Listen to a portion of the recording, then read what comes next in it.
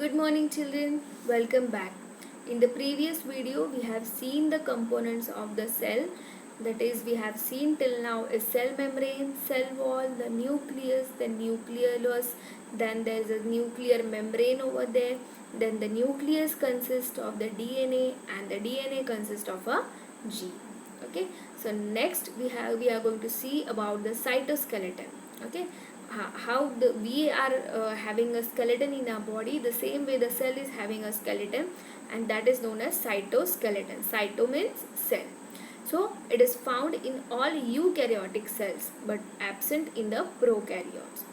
So what is cytoskeleton? A network of a protein filaments that helps the cell maintain its shape. Okay, if it is a circle, it helps in maintaining the circle shape. So that is cytoskeleton. It also is involved in the cell movement. Next we have ribosomes. Okay, we have seen in the nucleolus part. The ribosomes are made up in the nucleolus, and these ribosomes are found in all cells. The main function is to make proteins, and these ribosomes can be found floating in the cytosol or attached to the endoplasmic reticulum. So now what is endoplasmic reticulum? And this is found in the eukaryotic cells where components of cell membrane are assembled. Okay, then there are two kinds of endoplasmic reticulum, the smooth ER and the rough ER. ER means endoplasmic reticulum. The smooth ER, what is happening?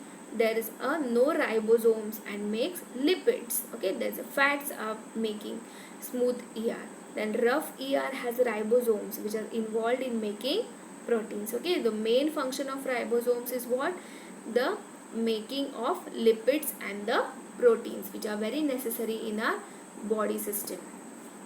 See the diagram over here. There's endoplasmic reticulum. You will see the wall structure, like where there are the ribosomes are present, these are known as rough endoplasmic reticulum, and where these ribosomes are absent, that is known as smooth endoplasmic reticulum. Next, there is a Golgi apparatus that is found only in the eukaryotic cells. The enzymes attach carbohydrates and lipids to proteins. There's enzymes present in the Golgi apparatus. Okay, and these attach the carbohydrates, lipids to the proteins. They send proteins to their final destinations. Means what? You can see the example of, you can consider the example like if you have done the online shopping. Okay, so who brings you the packet? The delivery boy brings you your whatever shopping you have done. They take the packets from the shop and then give it to there and deliver it to your home. So this delivery man is known as Golgi apparatus in the cell. What they do, they send proteins which is synthesized in the cell, in the nucleus, and they send this to their final destination. Okay, next there are lysosomes. They are found in animal cells only. They break down lipids, carbohydrates and proteins from the food into particles that can be used by the cell. They also break down dead organelles. What they do? They also break down dead organelles, and this is known as lysosomes. Okay, they are also known as the phagocyte of the cell. Okay, the phagocyte means what? They consume the dead cells or the dead organelles present in the cell. So they are known as phagocytic. Then there are vacuoles, that is they are not found in the prokaryotes. Animal cells have small or no vacuoles. Plant cells have large central vacuole. They store materials such as water, salt, proteins and carbohydrates. Next there is a chloroplast. We all know these are present only in the plant cells. Some prokaryotes have them, but most do not. Use the energy from the sunlight to make energy rich food molecules during the photosynthesis. As it is a chloroplast, the main function is making the food, that is the process of photosynthesis. See the diagram over there. There's an envelope membrane, then the photosynthetic membranes are present where the photosynthesis takes place with the help of sunlight. Next there is a mitochondria, found in the eukaryotic cells only. They release energy from the stored food molecules, and therefore the mitochondria is known as the energy powerhouse of the cell. Okay, what is the mitochondria known as? The energy powerhouse of the cell. So here is a very important slide over here, that is the difference between the animal cell and the plant cell.